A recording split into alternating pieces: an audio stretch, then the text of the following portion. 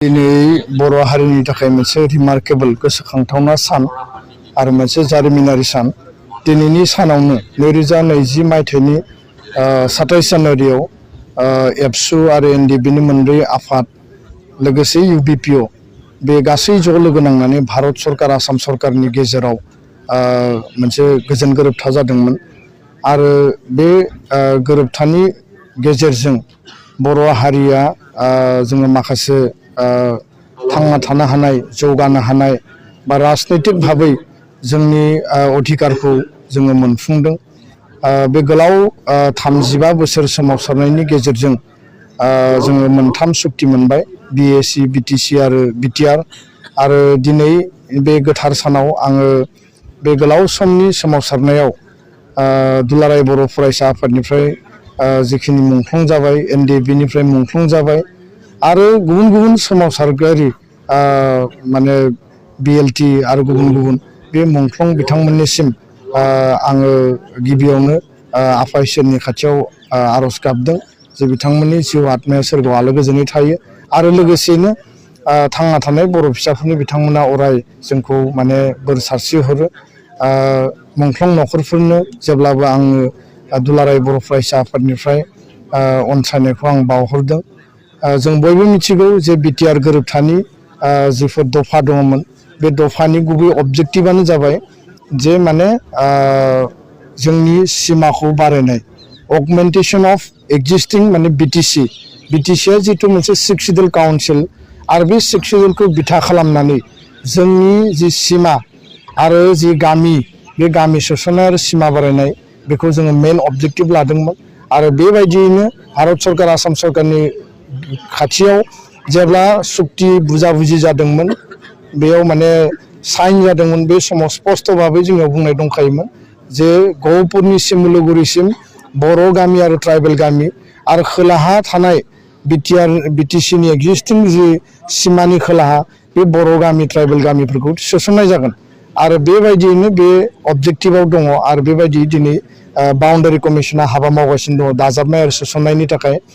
गुबुन फारसेथिङै एक्जिस्टिं बिटिसिनि पावारखौ बारायनानै बे मर अट'नमिनि जि बाथ्रा बुंदों बेयाव डिपार्टमेन्ट बारायनाय, लेजिस्लेटिभ, फाइनेन्सियेल, एक्जिकिउटिभ पावारखौ बारायनाय, दिनै डिसिखौ बिटिआर एडमिनिस्ट्रेसननि कन्ट्रलनि सिङाव लाबोबाय आरो बिटिआर एडमिनिस्ट्रेसना बेखौ दिनै बाहायनो हायो बा बिनि गेजेरजों हाबा मावनो हायो।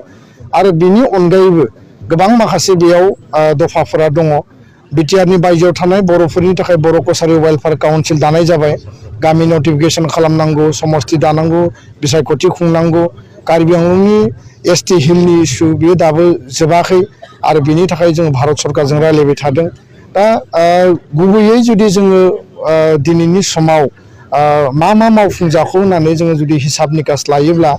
बर' रावा आसामनि लोगो सरकारि राव जाबाय। बेजों लोगोसे आसामाव थानाय बर' मिडियामनि स्कुलफोरखौ नायनो थाखाय बर' एन्ड आदार ट्राइबेल लेंगुवेजनि बिथोनगिरि डाइरेक्टरेट गायसननाय जाबाय। सोनाबखौ बिटिआरआव सोसननाया जोंनि मेजर एजेन्डा आरो बे सुक्तिनि गुबै एजेन्डायानो जाहैबाय जे सिमाखौ बारायनांगौ, बर' आरो ट्राइबेल गामिखौ सोसननांगौ जाहाथे बर' आरो ट्राइबेलनि सुबुंनि अनजिमाया बारायो आरो जों गुवार आरो गोलाव ओनसोलाव जोङो जाहाथे बर' हारिया ग्रें ग्रें जोङो रायजो खुंनो हायो, जोङो रायजो जानो हायो। दा बेखायनो सनितपुर आरो बिश्वनाथनि रायजो राजाफ्रा थारैनो बिथांमोननियाव मोनसे सन्देहा थागोन, मानो होनोब्ला बिएसिनि समाव बिथांमोना हाबफायासै, बिटिसिनि समाव बिथांमोनखौ सोसनना लानो हानाय जायाखिसै। नाथाय जोंहा मोनसे अबजेक्टिभ दङमोन जे नैबे बिटिआर जि सुक्ति बा जि प्रपज सुक्ति जानो गोनां बै समाव डिसकासनाव सोलिबाय थादोंमोन, सनितपुर आरो बिश्वनाथखौ जेरैखि जायाबाबो सोनाय जागोन आरो खुनु कारनाव बेखौ गारबोनाय जाया। दा बेखायनो टेकनिकेल जाहाथे जिहेतु माखासे बाथ्रा थाबाय जायनि थाखाय कमिसन दाबाय आरो कमिसननि गेजेरजों बबे ओनसोलखौ, बबे गामिखौ, बबे रेभिनिउखौ, बबे ब्लकखौ सोनाय जागोन बिनि गासैबो परिकल्पनाया दा जागासिनो दङ। दा बेखायनो सनितपुर आरो बिश्वनाथनि रायजो राजाफोरा गोसो बायनो गोनां गैया। बिथांमोना जेरैखि जायाबाबो बिटिआरनि सिमायाव सोसनजागोन आरो जुदि सोसनजायाब्ला दुलाराय बर' फरायसा आफादा बिनि थाखाय जिकुनु परिबेसाव जिकुनु डिसिसन लानानै सरकारखौ जोङो नारसिननो सरकारनि हेंथायै बाथ्रा बुंनो थाखाय जोङो जेब्लाबो रेडि जानानै थागोन मोनसे डिसिसननि गेजेरजों रायजो राजानि आपिलनि गेजेरजों बे अट'मेटिकेलि फैगोन खिन्थु बिनि थाखाय जोङो दसे सम नेनांगोन नायनांगोन आरो बे समा जिहेतु कभिड बायदिसिना थासारिनि सम आरो बेयाव गोबां हाबाफारिफ्रा माखासे उसुबिदा जोंनि जेंना थासारि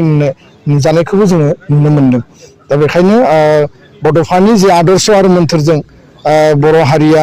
आलादा रायजो बदलैनि थाखाय गोलाव सम सोमावसारबाय सोमावसारनायनि गेजेराव बिएसि बिटिसि बिटिआर मोनबाय आरो बड'फानि जि सिमां दङमोन बे सिमाङा सानसे नङा सानसे जाफुंगोन आरो बिनि थाखाय जों बयबो हाबा मावगासिनो हाबा मावलांगोन बर' हारि गेरेमसा दानायनि जि हाबाफारि एजेन्डा बेबो कन्टिनिउआसलि सोलिगासिनो दङ दा बेखायनो टुडे अर टुमरो बर' हारिया उदाङै आबुङै रायजो जानो हानाय जोङो गासैबो बेबस्थाखौ खालामना लानो हागोन होननानै दुलाराय बर' फरायसा आफादा जों गोथौयै फोथायो।